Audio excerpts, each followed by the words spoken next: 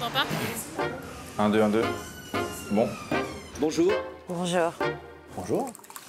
Si je vous dis Paris, la métropole, votre ville, qu'est-ce que ça vous fait penser à quoi? Qu'est-ce que ça vous évoque? En priorité, je vous dis, c'est l'aménagement du territoire, c'est les routes, c'est les HLM. Éclectique, c'est cosmopolite, c'est grand mais à la fois petit.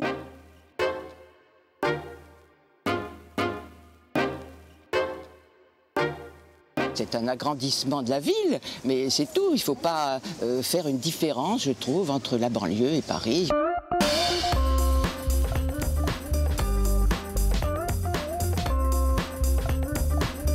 Avant, on était banlieusards, et là, maintenant j'ai l'impression que le terme banlieusard, il se dilite un peu, quoi.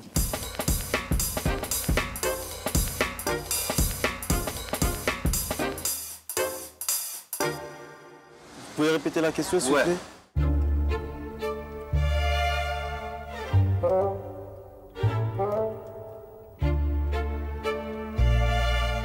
Paris Métropole, parce que pour moi, c'est vraiment deux mondes.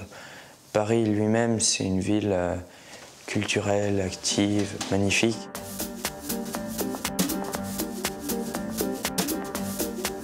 Alors que la banlieue, c'est une autre vie. C'est pas pareil, ça bouge moins vite, c'est plus confortable. Pour moi, Paris, ça évoque le rêve.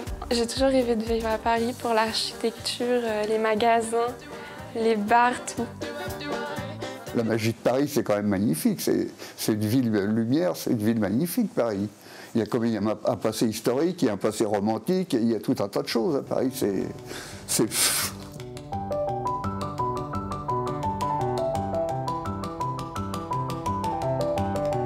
Quand j'ai grandi à Aulnay, moi, à l'époque, Paris, c'était...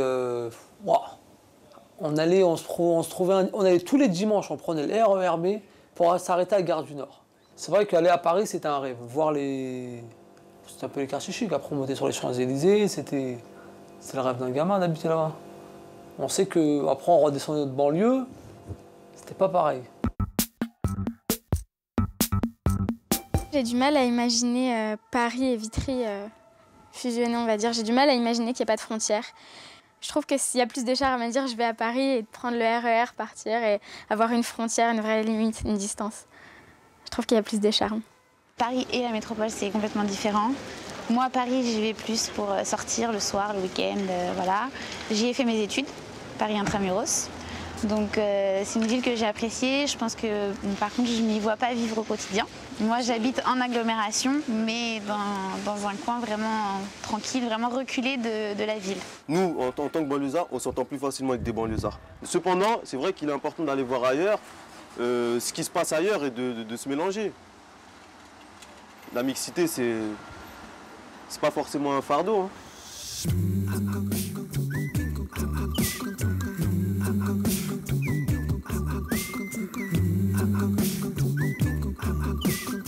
J'ai la chance d'habiter tout près de Paris, donc je ne me sens pas autre chose que parisienne. Quand on parle justement des banlieusards, je n'appartiens pas à ce qualificatif, si on peut dire. Il ne faut pas faire une différence, je trouve, entre la banlieue et Paris. Oui, c'est une extension, mais c'est normal puisqu'il y a plus de monde. Comment voulez-vous faire autrement?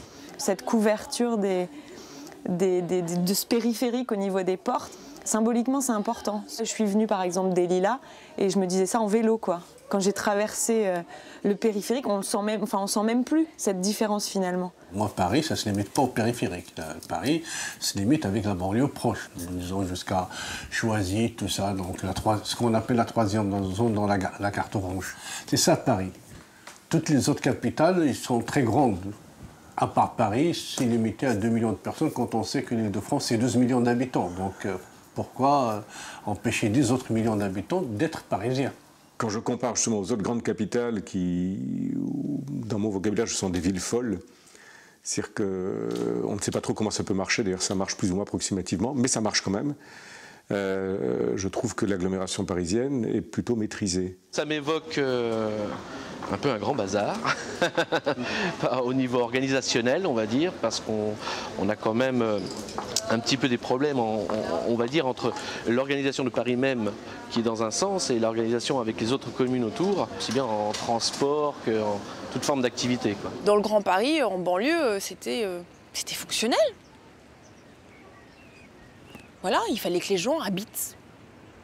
Oui, mais maintenant, les gens qui vont venir habiter en banlieue, ce qu'on appelle la banlieue, et la banlieue qui va devenir de plus en plus grande parce qu'il va falloir héberger de plus en plus de monde, on va recevoir de plus en plus des gens de plus en plus exigeants. J'ai lu que le maire de Malakoff et le maire de Madame le maire Madame le maire de Malakoff et le maire de Paris avaient comme un accord, les Parisiens pouvaient venir habiter sur Malakoff, quoi. Bon, moi, ça ne me dérange pas. De moins en moins de gens peuvent se payer une vie ici, enfin en ville, intramuros. Maintenant, habiter en banlieue, c'est plus un problème, quoi. Voilà. Tandis qu'il y a encore 20 ans, on voyait ça comme un peu être au bout du monde. Que finalement, comme si Paris devenait de plus en plus petit, puis et en même temps devenait de plus en plus grand autour.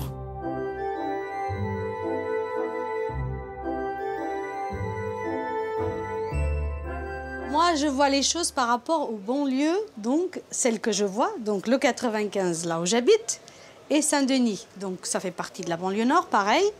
Pourquoi seulement cette banlieue? Il y a d'autres banlieues où il y a des petits soucis, mais entre parenthèses, on ne fait pas autant de choses pour les unes que pour les autres. Pourquoi tout le monde ne fait pas un petit peu, quoi, et qu'on mette toutes les villes au même niveau?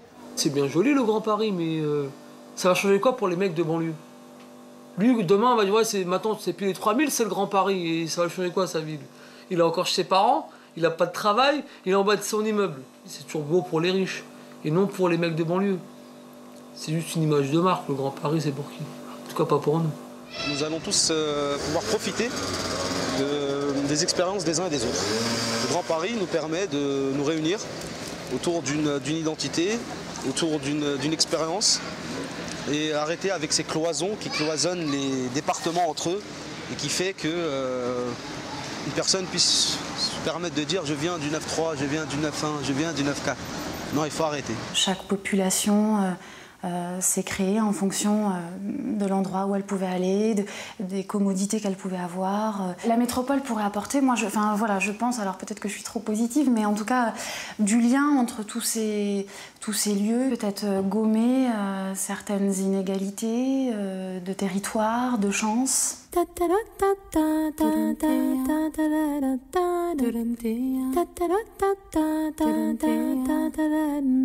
Dans 5 à 10 ans, je pense qu'il y aurait des nouveaux aménagements en banlieue, déjà dans un premier temps, parce que disons que Paris, ça va être l'exemple, et qu'on va ressembler à un grand Paris. Ce qu'il faudrait, c'est que le Grand Paris, ce soit ça, c'est-à-dire que chaque ville garde leur petite indépendance en s'appelant toujours le même nom, mais qu'il y ait toutes les choses qui se passent à Paris, que ça se passe aussi dans les petites villes autour, donc plein de petits Paris, si on peut plus dire. J'espère que l'endroit où j'habite sera considéré comme Paris, c'est-à-dire peut-être un arrondissement de Paris, avec un petit plus lié à l'histoire de la ville de Nanterre, peut-être, avec un village Nanterre, mais comme il y avait un village Belleville, un village Ménilmontant, un village... il y en avait plein. Je pense que bientôt, les villes de proches banlieues comme Saint-Denis ou je sais pas, on pourrait peut-être presque les attribuer à Paris. Je sais pas, je pense qu'on pourrait faire un arrondissement avec ça. Le problème dans la banlieue, si ce serait Paris, je pense que ce serait pas pareil. Comment on va arriver à intégrer Paris à toute sa banlieue?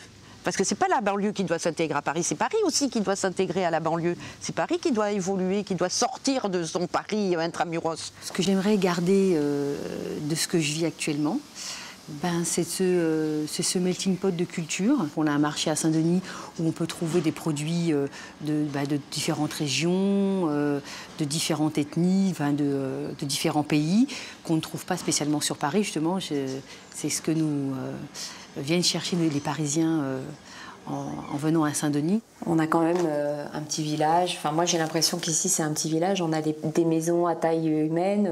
Moi, je trouve que c'est important, quoi. Et puis on a le parc de Sceaux, on a la verdure, on a tout ça, et ça, oui, ça c'est une qualité que j'aimerais pas perdre.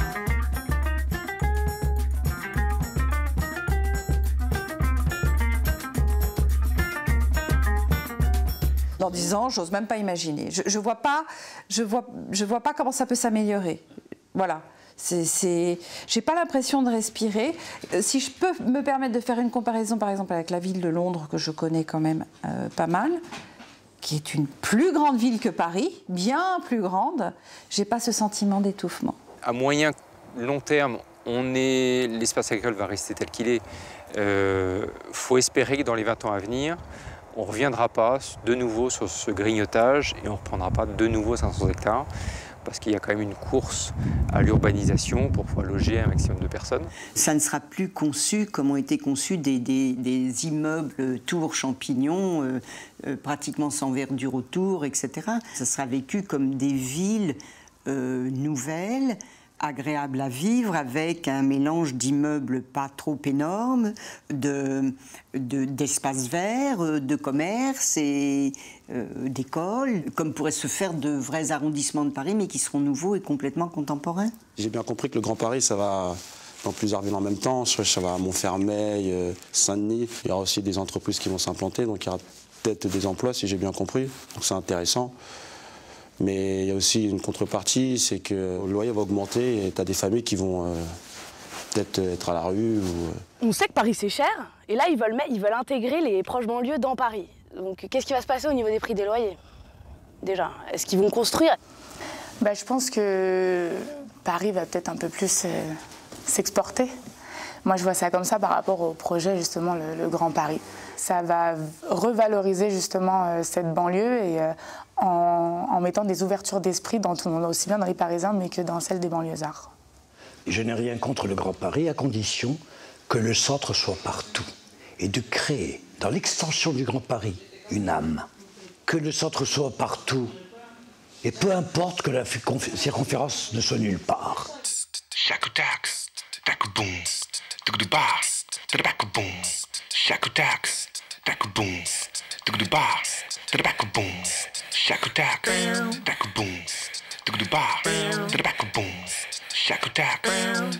Qu'est-ce qu'il faudrait changer en priorité dans cette métropole parisienne? C'est les transports, c'est les voies de communication.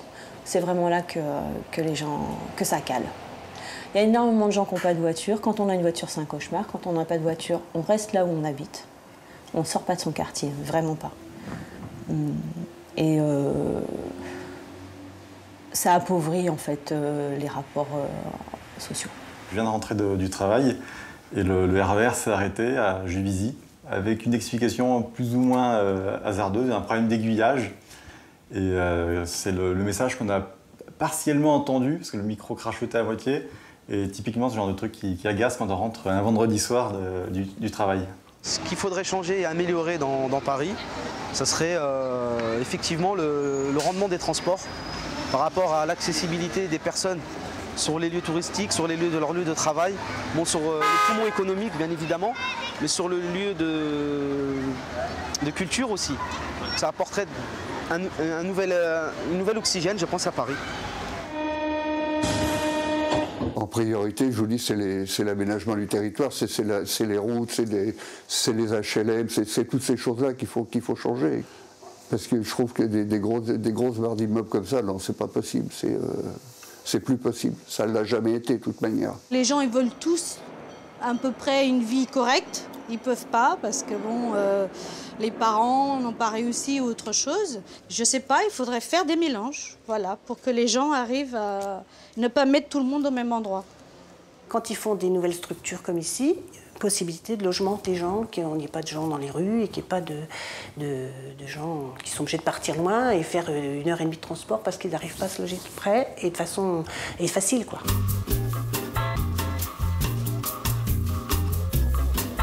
Dans les banlieues parisiennes, ce qu'il faut changer, c'est arrêter de faire le centre-ville, le centre commercial, mais plutôt de promouvoir les petits commerces de proximité, plutôt que les grandes chaînes, les grands supermarchés et les grands centres commerciaux.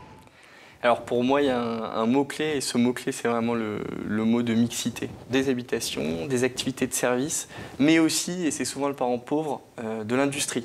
Je crois que les gens sont heureux dans des grandes métropoles quand ils habitent pas trop loin de leur travail. Je pense que pour que la métropole se développe, il faut de grandes entreprises très importantes qui élisent domicile dans les petites villes de banlieue. Je ne pense pas que ça attire assez les patrons de grandes entreprises de venir dans les petites villes, car je pense que ça nuirait à leur notoriété de se dire qu'ils sont dans une banlieue plutôt que dans la capitale même. On ne peut pas parler de métropole parisienne si l'essentiel des investissements, des développements se font sur Paris. Donc il faut aussi qu'il y ait peut-être quelque chose qui soit plus équilibré, de manière à recréer des centres périphériques d'intérêt qui déplacent le pôle central sur d'autres endroits. Paris ne suffit pas à lui-même, ça veut dire qu'ils disent toujours Paris, Paris, mais sans l'économie de la banlieue, Paris ne pourra pas y avancer. Parce qu'il y a plein de gens dans la banlieue qui vont travailler sur Paris, qui vivent sur Paris, qui consomment toute la journée, il y a ceux qui retournent le soir, donc c'est ça, c'est grâce à toutes les villes de la banlieue que Paris peut tenir. On peut imaginer qu'il y a une université à Meaux, voilà, et comment permettre aux jeunes d'y accéder. Ceux de Montfermeil, au lieu d'aller dans Paris, iraient à Meaux, par exemple.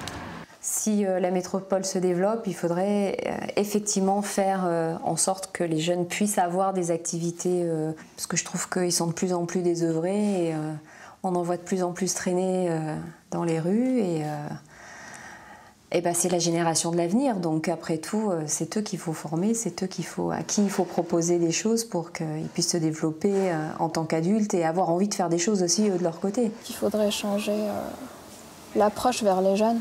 Il y a plus de jeunes que de vieux là maintenant, donc il faudrait préparer cette nouvelle génération à mieux confronter et à bien mener l'avenir de la société.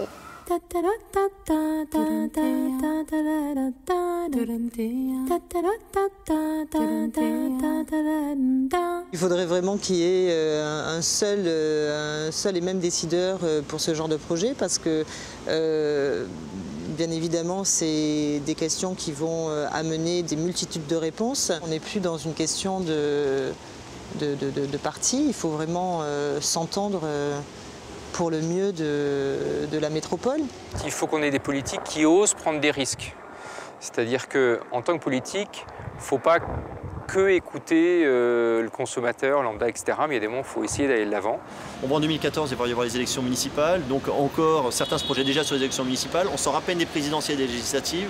Derrière, on aura les régionales. Et donc à chaque fois, il y a un conflit d'intérêts politiques. On est vraiment dans cette problématique de projet commun dans la durée. On ne pourra pas construire une grande métropole en changeant tous les 2 ans. Entre le conseil régional, la ville de Paris, l'État, ça fait beaucoup de monde. Je pense qu'une bonne gouvernance est une gouvernance simple. Ce n'est pas un problème idéologique, c'est un problème de courage. Je suis assez centralisateur dans l'âme, donc je pense que l'État doit impulser ce genre de projet. Après, ce type de projet ne doit pas se faire sans un certain nombre de concertations. C'est un moyen d'intéresser les citoyens à des questions d'aménagement qui sont importantes, à des questions politiques. Un pôle uniquement Paris et sa petite couronne, c'est bien évidemment beaucoup trop petit pour penser le futur d'une agglomération qui a besoin de se penser probablement pour les 30, les 40 ans qui viennent. À mon avis, tous les départements, on va simplifier, du Havre jusqu'à Paris, ont vocation à être intégrés. Toute forme de décision devront être centralisées quelque part. Et moi, je pense qu'à un moment donné, ce sera la mairie de Paris qui englobera les autres municipalités. Il faudrait qu'il y ait un travail collaboratif Paris-Région. On ne peut pas imaginer que ce soit au niveau de la métropole que tout se décide.